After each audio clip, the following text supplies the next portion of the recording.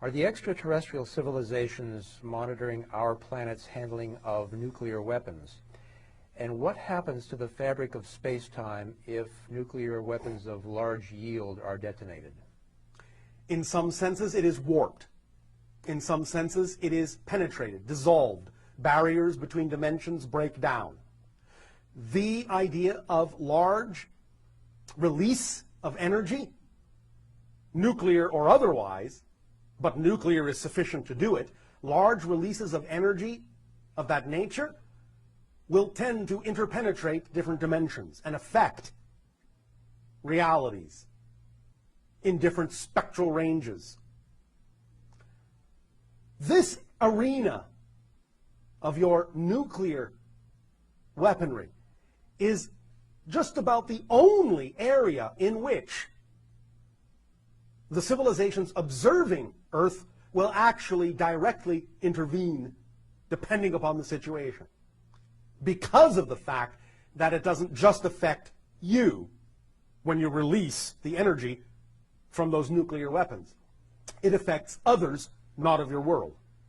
So, there have been given from time to time, in no uncertain terms, clear demonstrations of craft hovering over your nuclear missile silos and electromagnetically erasing and changing launch codes to make the point that while on one hand minor, isolated nuclear incidents might be allowed to allow you to work out your own challenges, large-scale global war with nuclear weapons will not be allowed because it would affect more than your own world.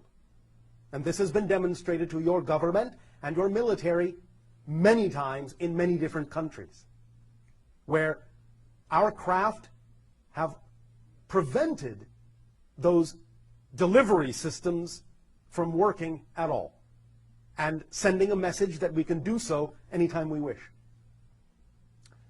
Thank you. What happens to your realm and other realms when such a large release of energy happens? How does it actually affect you and the other realms?